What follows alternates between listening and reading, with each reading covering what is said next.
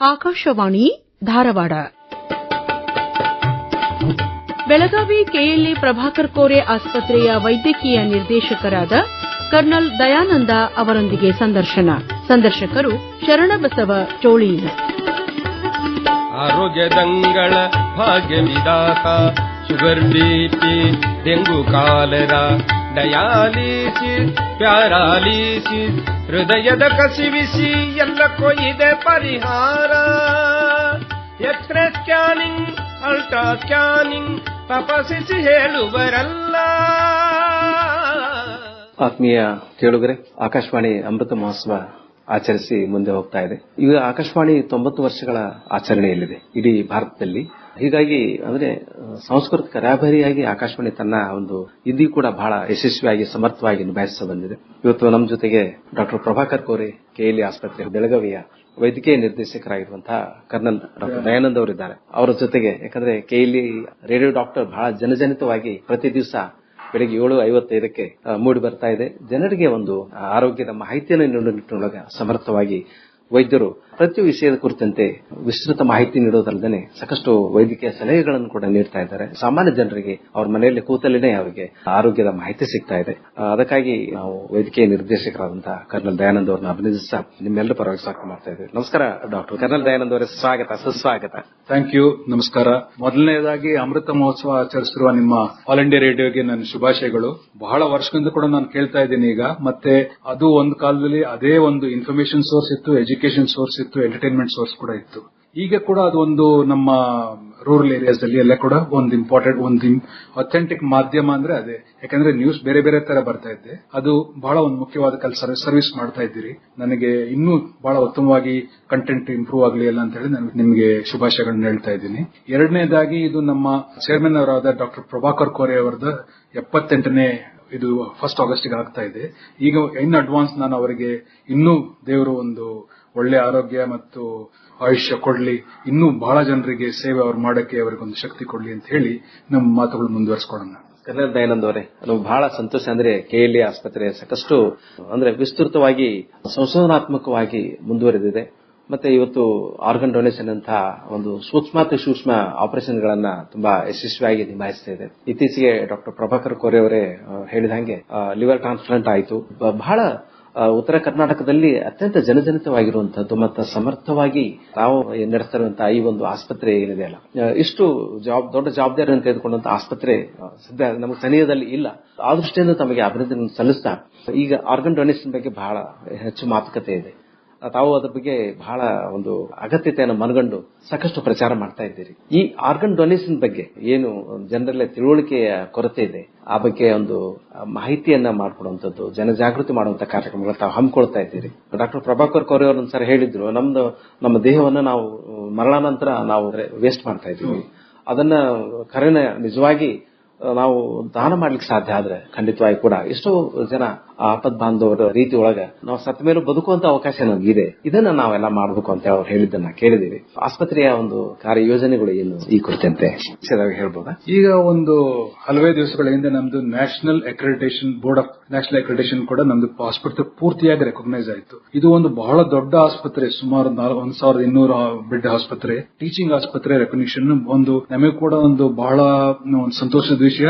ಅದಕ್ಕಿಂತ ಮುಖ್ಯವಾಗಿ ಏನಂದ್ರೆ ಪೇಷಂಟ್ ಸೇಫ್ಟಿ. ಅದರಲ್ಲಿ main goal national accreditation board ಏನಂತಂದ್ರೆ patient safety. Because unlike other professions, ಒಂದು ಏನಾದ್ರೂ ಒಂದು ಮಿಸ್ಟೇಕ್ ಆದ್ರೆ the effect is either the total life lost or the disease is prolonged or lot of complications can occur. ಇದನ್ನೆಲ್ಲ ವಿಷಯದಲ್ಲಿ ಮುಖ್ಯವಾಗಿ ಇಟ್ಕೊಂಡು ನಾವು while we are giving health care, patient safety ಹೆಂಗೆ ಎನ್ಶೋರ್ ಮಾಡಬೇಕಂತ ಇದು ಬಹಳ ಮುಖ್ಯ ಧ್ಯೇಯ NABH.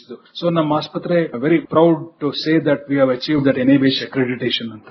ಎರಡನೇದಾಗಿ ನಮ್ಮ ಕರ್ನಾಟಕದಲ್ಲೇ ಮೊದಲನೇ ಆಸ್ಪತ್ರೆ ಪೇಪರ್ಲೆಸ್ ಆಗಿದೆ. ನಮ್ದೆಲ್ಲ ಟ್ಯಾಬ್ ಬೇಸ್ಡ್ ಇದೆ. ಸುಮಾರು ಇದು ನೀವು ನೋಡ್ರಿ, ನಾವು ಸುಮಾರು ಒಂದು ವರ್ಷದಲ್ಲಿ 60,000 ಜನ ಇನ್ ಪೇಷಂಟ್ಸ್ ಟ್ರೀಟ್ಮೆಂಟ್ ಮಾಡ್ತೀವಿ. ಅದಕ್ಕೆ ಬೇಕಾಗಿರೋ ಪೇಪರ್ಸ್ ಅಂದ್ರೆ ಮಿನಿಮಮ್ ಅಂತಂದ್ರೆ ಕೂಡ ಅಬೌಟ್ 10-12 ಕೋಟಿ ಪೇಜಸ್ ಪೇಪರ್ ಬೇಕಾಗ್ತದೆ. ಅದು that is equivalent to almost 125 ಮರಗಳು. ನಾವೀಗ ಅದನ್ನು ಇಫೆಕ್ಟಿವ್ ಸೇವ್ ಮಾಡ್ತಾ ಇದೀವಿ. ಅದಲ್ಲದೆ ಎಫಿಷಿಯನ್ಸಿ ಬರ್ತದೆ, ಮಿಸ್ಟೇಕ್ಸ್ ಕಡಿಮೆ ಆಗ್ತದೆ, ಬಹಳ quickly we can do the patient discharge also. So everything ಒಂದ್ಸರಿ ನಾವು ಹೆಸರು ಅವ್ರದ್ದು ಪರ್ಸನಲ್ ಪರ್ಟಿಕ್ಯುಲರ್ ಪೇಷಂಟ್ ಬರದ ತಕ್ಷಣ ಆಸ್ಪತ್ರೆಯಲ್ಲಿ ಎಲ್ಲಾ ಕಡೆ ಅದ್ರ ರಿಫ್ಲೆಕ್ಟ್ ಆಗ್ತದೆ. ಸೊ ಮತ್ತೆ ಪದೇ ಪದೇ ನಾವು ಬರೆಯಂಗಿಲ್ಲ, ಪೇಷಂಟ್ಸ್ ಮತ್ತೆ ಅದೇ ವಿಷಯ ಮತ್ತೆ ಮತ್ತೆ ಕೇಳಂಗಿಲ್ಲ. ಬಹಳ ಒಂದು ಇಂಪಾರ್ಟೆಂಟ್ ಸ್ಟೆಪ್, ನಮಗೆ ಬಹಳ ಒಂದು ಗರ್ವದ ವಿಷಯ. ಅದು ಏನಂದ್ರೆ ನಮ್ಮ ಕರ್ನಾಟಕದಲ್ಲೇ ಮೊದಲನೇ ಆಸ್ಪತ್ರೆ ಪೇಪರ್ಲೆಸ್ ಆಗಿರೋದು. ಮೂರನೇದಾಗಿ ಒಂದು ಕೆಲವು ತಿಂಗಳ ಹಿಂದೆ ಕೂಡ ನಾವು ರೋಬೋಟಿಕ್ ಸರ್ಜರಿ ಮಾಡಿದೀವಿ. ರೋಬೋಟಿಕ್ ಸರ್ಜರಿ ಅಂದ್ರೆ ಒಂದು ಕೃತ್ರಿಮ ಇದನ್ನು ಉಪಯೋಗಿಸಿಕೊಂಡು ನಾವು ಸರ್ಜರಿ ಎಷ್ಟು ಎಫಿಷಿಯಂಟ್ ಆಗಿ ಮಾಡಬಹುದು, ಫಾಸ್ಟ್ ಆಗಿ ಮಾಡಬಹುದು. ಒಂದು ಉದಾಹರಣೆ ಕೊಡಬೇಕಂದ್ರೆ ನಾವು ನಮ್ಮ ಹೊಟ್ಟೆ ಆಪರೇಷನ್ ಮಾಡೋದು ಪೂರ್ತಿಯಾಗಿ ಒಂದು 6 to 8 ಇಂಚಸ್ ಇನ್ಸೆಷನ್ ತೆಗೆದು ಒಳಗಡೆ ಕೈ ನೋಡಿ ಎಲ್ಲ ಇನ್ಸ್ಟ್ರೂಮೆಂಟ್ಸ್ ಮಾಡಿ ಆಪರೇಷನ್ ಮಾಡ್ತಾ ಇದ್ವಿ. ಈಗೇನಿಲ್ಲ, ಒಂದು ಅರ್ಧ ಇಂಚು 3 ಕಡೆ ಹೋಲ್ಸ್, ಚಿಕ್ಕ ಚಿಕ್ಕ ರಂಧ್ರಗಳು ಮಾಡಿ ನಮ್ಮ ಸರ್ಜಿಕಲ್ ಇದರಿಂದ ಬಹಳ ಸುಲಭವಾಗಿ ಮಾಡಬಹುದು. ಅದು ಒಂದು ನಮ್ಮ ಸರ್ಜನ್ ದೂರದಿಂದ ಕೂತ್ಕೊಂಡು ಕೂಡ ಮಾಡಬಹುದು. ಏನ್ ಅಡ್ವಾಂಟೇಜ್? ಫಸ್ಟ್ ಪೇಷಂಟ್ ರಿಕವರಿ ಬಹಳ ಫಾಸ್ಟ್ ಆಗ್ತದೆ. ದೊಡ್ಡ ಕಟ್ ಮಾಡಿದ್ರೆ ಒಂದು 10-12 ದಿವಸ ಆಸ್ಪತ್ರೆಯಲ್ಲಿ ಇರಬೇಕು. ಈಗ ಒಂದು 3-4 ದಿವಸದಲ್ಲಿ patient can go home. Mistakes ಕೂಡ ಕಡಿಮೆ ಆಗುತ್ತೆ, ಬಿಕಾಸ್ ಎವ್ರಿಥಿಂಗ್ ಇಸ್ ವಿಸಿಬಲ್, ದೊಡ್ಡದಾಗಿ ಕಾಣ್ತದೆ. ಆರಾಮಾಗಿ ಕೂತ್ಕೊಂಡು ನಮ್ಮ ಸರ್ಜನ್ಸ್ ಆಪರೇಷನ್ ಮಾಡಬಹುದು. ಇದೆಲ್ಲ ಅಡ್ವಾಂಟೇಜಸ್ ಇದೆ. ಇದು ಕೂಡ ಆಗಿದೆ. ಅಂಡ್ ರೀಸೆಂಟ್ ಆಗಿ ನಮ್ಮ ಉತ್ತರ ಕರ್ನಾಟಕದಲ್ಲಿ ಮೊದಲನೇದಾಗಿ ಬೋನ್ ಮ್ಯಾರೋ ಟ್ರಾನ್ಸ್ಪ್ಲಾಂಟ್ ಕಂಡು ನಮ್ಮ ಕ್ಯಾನ್ಸರ್ ಆಸ್ಪತ್ರೆಯಲ್ಲಿ ಆಗಿದೆ. ಒಂದು ಮಗುಗೆ ಅದು ಬೋನ್ ಮ್ಯಾರೋ ಟ್ರಾನ್ಸ್ಪ್ಲಾಂಟ್ ಮಾಡಿದ್ರೆ ಅದು ಮಕ್ಕಳಲ್ಲಿ ಒಂದು ರಕ್ತದ ಕ್ಯಾನ್ಸರ್ಗಳು ಬಹಳ ಹೆಚ್ಚಿಗೆ ಇರ್ತದೆ. ಆಶಾದಾಯಕದ ವಿಷಯ ಏನಂತಂದ್ರೆ ಕಂಪ್ಲೀಟ್ ಆಗಿ ಕ್ಯೂರ್ ಮಾಡಬಹುದು, ಕ್ಯಾನ್ಸರ್ ಕ್ಯೂರ್ ಮಾಡಬಹುದು when you do bone marrow transplant. ಅದು ಕೂಡ ನಮ್ಮ ಕ್ಯಾನ್ಸರ್ ಆಸ್ಪತ್ರೆಯಲ್ಲಿ ಈಗ ಒಂದು 10-15 ದಿವಸದಲ್ಲಿ ನಡೆದೋಗಿದೆ. ಹಲವಾರು ನಾವು ಇನ್ನೂ ಬಹಳ ಇಂಪ್ರೂವ್ಮೆಂಟ್ ಮಾಡಬೇಕು ಅಂತ ನಮ್ದು ಪ್ರಾಜೆಕ್ಟ್ ಎಲ್ಲ ಲೇಟೆಸ್ಟ್ ಎಕ್ವಿಪ್ಮೆಂಟ್, ಹಾರ್ಟ್ ಸರ್ಜರಿಗೆ ಬೇಕಾಗಿರೋದು, ಕಾರ್ಡಿಯಾಲಜಿ ಡಿಪಾರ್ಟ್ಮೆಂಟ್ ಬೇಕಾಗಿರೋದು, ENT ಡಿಪಾರ್ಟ್ಮೆಂಟ್ ಕೂಡ ನಾವು ಪ್ರತಿ 15 ದಿವಸದ ಒಂದು ತಿಂಗಳಲ್ಲಿ ನಾವು ನಮ್ಮ ಆಸ್ಪತ್ರೆ ಎಲ್ಲ KLE ಸೊಸೈಟಿ ಡೈರೆಕ್ಟರ್ಸ್ 8-10 ಜನ ಡೈರೆಕ್ಟರ್ಸ್ ನಾವು ಕೂತ್ಕೊಂಡು ನಾವು ಮಾತಾಡ್ತೀವಿ. ಇನ್ನು ಏನು ಹೊಸದಾಗಿ ಹೇಗೆ ನಾವು ಪೇಷಂಟ್ ಕೇರ್ ಇಂಪ್ರೂವ್ ಮಾಡಬಹುದು, ಪೇಷಂಟ್ ಸೇಫ್ಟಿ ಇಂಪ್ರೂವ್ ಮಾಡಬಹುದು, ಮತ್ತೆ ಅಕ್ಯುರಸಿ ಮಾಡಬಹುದು, ಬಹಳ ಜನಕ್ಕೆ ಹಿಂಗೆ ಸೌಲಭ್ಯ ತಲುಪಿಸಿಕೊಂಡು ಕೂಡ ಅದು ಕೂಡ ನಾವು ವಿಚಾರ ಮಾಡ್ತೀವಿ. ಅದರಂತೆ ನಾವು ಯಾವ ಹೊಸದಾಗಿ ಎಕ್ವಿಪ್ಮೆಂಟ್ ಬಂದಿದೆ, ನಾವು ಒಂದು ಉದಾಹರಣೆ ಕೊಡಬೇಕಂದ್ರೆ ನಮ್ಮ ಕ್ಯಾನ್ಸರ್ ಹಾಸ್ಪಿಟಲ್ ಹೆಲ್ಸಿಯಾನ್ ಅಂತ ಒಂದು ಮೆಷಿನ್ ಇದೆ, ಲೀನಿಯರ್ ಆಕ್ಸಿಲೇಟರ್. It's latest. ನಮ್ಮ ಬೆಂಗಳೂರು ಮತ್ತೆ ಟಾಟಾ ಮೆಮೋರಿಯಲ್ ಬಿಟ್ಟರೆ ನಮ್ದು 3rd ಆಸ್ಪತ್ರೆ, ನಮ್ದು ಹೆಲ್ಸಿಯಾನ್ ಫಾಸ್ಟ್ ಲೀನಿಯರ್ ಆಕ್ಸಿಲೇಟರ್ ಕೂಡ ನಾವು ತರಿಸಿದೀವಿ. ಸೊ ನಮ್ಮ ಚೇರ್ಮನ್ ಅವ್ರದ್ದು ಏನಂತಂದ್ರೆ ಅವರು ಬಹಳ ದೇಶಗಳಿಗೆ ಅವರು ಪ್ರಯಾಣ ಹೋಗ್ತಾ ಇರ್ತಾರೆ. ಅವ್ರದ್ದು ಒಂದೇ ಇಂಟ್ರೆಸ್ಟ್, ಎಜುಕೇಶನ್ ಏನ್ ಇಂಪ್ರೂವ್ಮೆಂಟ್ ಇದೆ, ಯಾವ ಅವ್ರು ಹೋಗಿದ್ರು ಸ್ಕ್ಯಾಂಡಿನೇವಿಯನ್ ಕಂಟ್ರೀಸ್ ಹೋಗಿದ್ರು, ಪೋಲೆಂಡ್ ಹೋಗಿದ್ರು, ಎಜುಕೇಶನ್ ಸಿಸ್ಟಮ್ ಹೆಂಗಿದೆ, ಏನ್ ಮಾಡಬೇಕು, ನಾನು ಹೆಂಗೆ ಇದನ್ನೆಲ್ಲ ಅಡಾಪ್ಟ್ ಮಾಡಬಹುದು. ಸಿಮಿಲರ್ಲಿ ಅವರು ದೊಡ್ಡ ದೊಡ್ಡ ಆಸ್ಪತ್ರೆಗಳು ಅಲ್ಲೆಲ್ಲ ಹೊರಗಡೆ ಹೋಗಿ ನೋಡ್ಕೊಂಡು ಬರ್ತಾರೆ. ಇಮಿಡಿಯೇಟ್ಲಿ ಬಂದ ತಕ್ಷಣ ಫಸ್ಟ್ ನಮ್ಮ ಡಿಸ್ಕಷನ್ ಶುರುವಾಗ್ತದೆ, ಅದು ಅಲ್ಲಿದೆ, ನಮ್ಮಲ್ಲಿ ಯಾಕಿಲ್ಲ. ಅವರು is not worried about the cost or this. We must have the latest technology in our hospital. ಯಾವಾಗಲೂ ಅವ್ರದ್ದು ಒಂದೇ ಉದ್ದೇಶ ಅಂತಂದ್ರೆ ನಮ್ಮ ಆಸ್ಪತ್ರೆ ಹೇಗೆ ಒಂದು ಈವನ್ 25-30 ವರ್ಷದಿಂದ ಅವರಿಗೆ ಬಹಳ ಜನ ಡಿಸ್ಕರೇಜ್ ಮಾಡಿದ್ರು, ಇಲ್ಲಿ ಆಸ್ಪತ್ರೆ ಇಲ್ಲಿ ನೀವು ಮಾಡಿದ್ರೆ ನಡೆಯೋದೇ ಇಲ್ಲ ರೀ, ಯಾಕೆ ಮಾಡ್ತೀರಿ ಇಷ್ಟು ದೊಡ್ಡ ಆಸ್ಪತ್ರೆ ಅಂತ ಕೇಳಿದ್ರು. ಇಲ್ಲ, ನನ್ನ ಆಸ್ಪತ್ರೆ ನನಗೆ ಇಲ್ಲಿ ಬೇಕೇ ಬೇಕು. ಬೆಳಗಾವಲ್ಲಿ, ಉತ್ತರ ಕರ್ನಾಟಕದಲ್ಲಿ ಈ ಫೆಸಿಲಿಟಿ ಇಲ್ಲ. ನನ್ನ ಜನ, ನಮ್ಮ ಈ ಕಡೆ ಜನ ಇನ್ಕ್ಲೂಡಿಂಗ್ ಸದರ್ನ್ ಮಹಾರಾಷ್ಟ್ರ, ಗೋವಾ ಕೂಡ ನನಗೆ ಈ ಕೊಡಿಸ್ಬೇಕಂತ ಅವರು ಒಂದು ಬಹಳ ಒಂದು ಚಾಲೆಂಜ್ ತಗೊಂಡು ಮಾಡಿದ್ರು ಅವರು. ಅದು ಈಗ ನೋಡಿದ್ರೆ ರಿಸಲ್ಟ್ ನೀವು ನೋಡ್ತಾ ಇದ್ದೀರಾ ಎಷ್ಟು ಚೆನ್ನಾಗಿ ಆಗ್ತಾ ಇದೆ. ಕರ್ನಾಲ್ ದಯಾನಂದ್ ಅವರೇ, ಅಭಿನಂದನೆಗಳು. ಆಕಾಶವಾಣಿ ಧಾರವಾಡ ಕೂಡ ಸಾಂಸ್ಕೃತಿಕ ರಾಯಭಾರಿಯಾಗಿ ಕರ್ನಾಟಕದಲ್ಲೇ ಮನೆಮಾತಾಗಿದೆ, ಜನಪ್ರಿಯವಾಗಿದೆ. ನಾವು ಧಾರವಾಡ ಆಕಾಶವಾಣಿಯಿಂದ ನಾನು ಬಂದ ಮೇಲೆ 18ಕ್ಕಿಂತ ಹೆಚ್ಚು ಪ್ರಾಯೋಜಿತ ಕಾರ್ಯಕ್ರಮ ಮಾಡ್ತಾ ಇದ್ದೀವಿ. ವಚನಾಮೃತ ಕಾರ್ಯಕ್ರಮ 4 ವರ್ಷ ಆಯ್ತು ಕಂಟಿನ್ಯೂಸ್ ಆಗಿ. 200 ಸಂಚಿಕೆ ಒಂದು ಸಮಾರಂಭವನ್ನು ಇತ್ತೀಚೆಗೆ ಮಾಡಿದ್ವಿ ಹುಬ್ಬಳ್ಳಿಯೊಳಗೆ. ಸುಬೋಧ ಸಮಾಲೋಚನೆ 148 ಕಾರ್ಯಕ್ರಮ ಆಯ್ತು. ಅಂದ್ರೆ 3 ವರ್ಷದಿಂದ ಅವ್ಯಾಹತವಾಗಿ ನಡೀತಾ ಇದೆ. ಮತ್ತು ಆರೋಗ್ಯದ ವಿಷಯಕ್ಕೆ ಬಂದ್ರೆ ನಮ್ಮ SDM ಆರೋಗ್ಯ ಸಂವಾದ ಇರ್ಬೋದು, ಆರೋಗ್ಯದ ಅಂಗೈಲ ಆಯುರ್ವೇದ, ಸಂಜೀವಿನಿ ಜೀವಾಮೃತ, ಅಂದ್ರೆ ಬಹಳ ವಿಸ್ತೃತವಾಗಿ ಸಾಕಷ್ಟು ಕಾರ್ಯಕ್ರಮ. SDM ಆರೋಗ್ಯ ಸಂವಾದ ಇತ್ತೀಚೆಗೆ 1000 ಎಪಿಸೋಡ್ ಅನ್ನ ಮುಗಿಸಿದ್ರು. 20 ವರ್ಷದಿಂದ ನಮ್ಮ ಜೊತೆಗಿದ್ದಾರೆ ಅವರು. ಮತ್ತೆ ಮುಖ್ಯವಾಗಿ ಅಂದ್ರೆ KLE ರೇಡಿಯೋ ಡಾಕ್ಟರ್ ಆಗಸ್ಟ್ 19ಕ್ಕೆ 892 ಕಾರ್ಯಕ್ರಮ ಮುಗಿತಾ ಇದೆ. ತಮಗೆ ಅಭಿನಂದನೆಗಳು ಸಲ್ಲಿಸ್ತೀವಿ ನಾವು. ಯಾಕಂದ್ರೆ KLE ಏನದಲ್ಲ, ಈ ಉತ್ತರ ಕರ್ನಾಟಕದ ಒಂದು ವೈದ್ಯಕೀಯ ಅಸ್ಮಿತೆ ಇರೋದ್ರಿಂದ ಇವತ್ತು ವಿಶೇಷವಾಗಿ ಬೆಳಗಾವಿ ಸುತ್ತಮುತ್ತ ಇರುವಂತ ಸಾಕಷ್ಟು ಹಳ್ಳಿಗಳು, ಆಮೇಲೆ ಮಹಾರಾಷ್ಟ್ರದ ಕೆಲವೊಂದು ಹಳ್ಳಿ ಗ್ರಾಮೀಣ ಪ್ರದೇಶಗಳು ಕೂಡ ತಮ್ಮಿಂದ ಉಪಕೃತವಾಗಿವೆ. ಅವರೆಲ್ಲರಿಗೂ ಕೂಡ ಅಂದ್ರೆ ವಿಶೇಷವಾಗಿ ಉತ್ತರ ಕರ್ನಾಟಕ ಅಂದ್ರೆ ನಮ್ದು ಗದಗ, ಕೊಪ್ಪಳ, ಆ ಕಡೆ ಬಿಜಾಪುರ, ಮತ್ತೆ ಇನ್ನು ಮುಂದೆನೂ ಕೂಡ ಚಿತ್ರದುರ್ಗವರೆಗೂ ಕೂಡ ನಮ್ಮ ಆಕಾಶವಾಣಿ ಹೋಗುತ್ತೆ. ಆ ದೃಷ್ಟಿಯಿಂದ ಈಗ ಇಂಟರ್ನೆಟ್ ರೇಡಿಯೋ ಆಗೋದ್ರಿಂದ ಸಾಗರದ ಆಚೆಯೂ ಕೂಡ ನಮ್ಮ ಧಾರವಾಡ ಆಕಾಶವಾಣಿ ಇದೆ.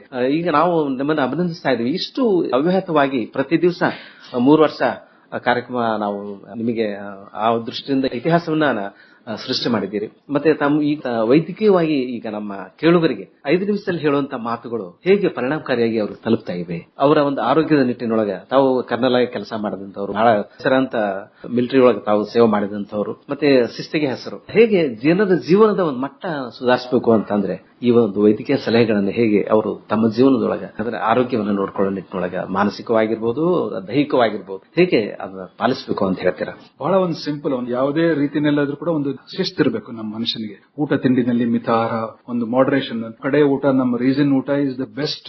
ನಾವು ಬೇರೆ ಬೇರೆ ಕಡೆ ನೋಡ್ತೀವಿ, ಹೋಟೆಲ್ ಅಲ್ಲಿ ನೋಡ್ತೀವಿ, American, Chinese, western. It is not suitable. ಸಾವಿರಾರು ವರ್ಷಗಳಿಂದ ನಮ್ಮ ಹೋಲ್ ಸಿಸ್ಟಮ್, ಗ್ಯಾಸ್ಟ್ರೋಇಂಟೆಸ್ಟಿನಲ್ ಸಿಸ್ಟಮ್ ಇಂದ it is use to one particular. So that is the best suited for us. ನಮ್ದು ರೊಟ್ಟಿ ಇರ್ಬೋದು.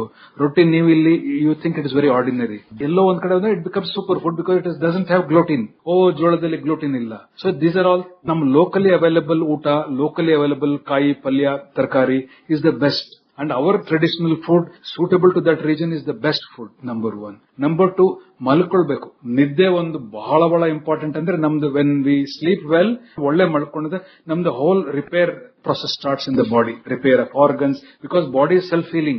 ನಾವು ಏನ್ ಮಾಡಂಗಿಲ್ಲ, ಏನ್ ಔಷಧ ತಗೊಳ್ಳೋದೇನು ಬೇಕಾಗಿಲ್ಲ. Body itself is such a, God has created such a great mechanism, it heals itself. But provided you ಸ್ವಲ್ಪ sufficient hours of sleep, ಮಲ್ಕೊಳ್ಳೇಬೇಕು. ಬಹಳ ಇಂಪಾರ್ಟೆಂಟ್. 7-8 ಗಂಟೆ. ಕೆಲವೆಲ್ಲ ಒಂದು ಚಟಗಳು ಬಂದಿದೆ, ಸೋಷಿಯಲ್ ಮೀಡಿಯಾ ನೋಡ್ತಾನೆ ಇರ್ತೀವಿ.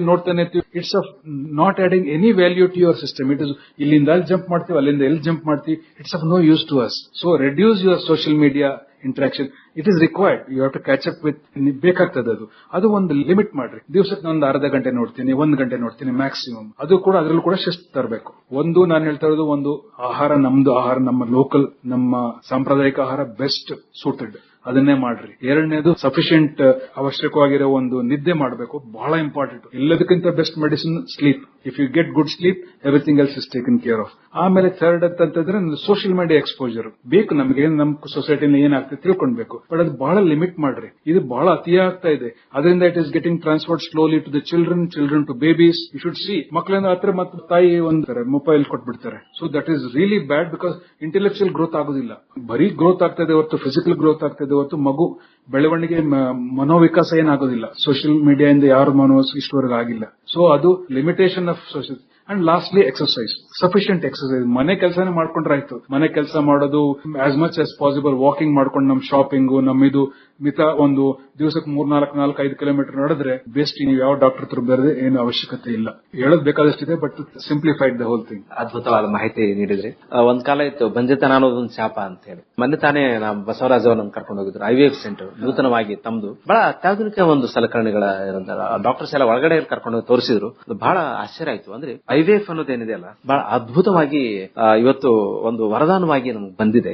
ಇವತ್ತು ನಮ್ಮ ಜೀವನ ಶೈಲಿಯೊಳಗೆ ಸಾಕಷ್ಟು ತೊಂದರೆ ಇದೆ. ಸಾಕಷ್ಟು ನಮ್ಮ ಯುವಜನಾಂಗ, ಮುಂದಿನ ಪೀಳಿಗೆಯವರಿಗೆ ಇವತ್ತು ಸಂತಾನ ಪ್ರಾಪ್ತಿ ಅನ್ನೋದು ಸ್ವಲ್ಪ ಸವಾಲಿನ ಕೆಲಸ ಆಗಿದೆ. ಅವರಿಗೆ ಒಂದು ವರದಾನ ಬಂದಿದೆ IVF ದ ಒಂದು ಅತ್ಯಾಧುನಿಕ ಸೌಲಭ್ಯಗಳು ಹೇಗೆ ನೀವು ತರಲಿಕ್ಕೆ ಸಾಧ್ಯ ಆಯಿತು? ಖಂಡಿತವಾಗಿ ಕೂಡ ನಮ್ಮ ಆ ತರ ಅತ್ಯಾಧುನಿಕ ಸೌಲಭ್ಯ ಇರುವಂತದ್ದು ಉತ್ತರ ಕನ್ನಡದಲ್ಲಿ ಇಲ್ಲ ಅಂತ ನನಗೆ ಅನ್ಕೊಂಡಿದ್ದೀನಿ.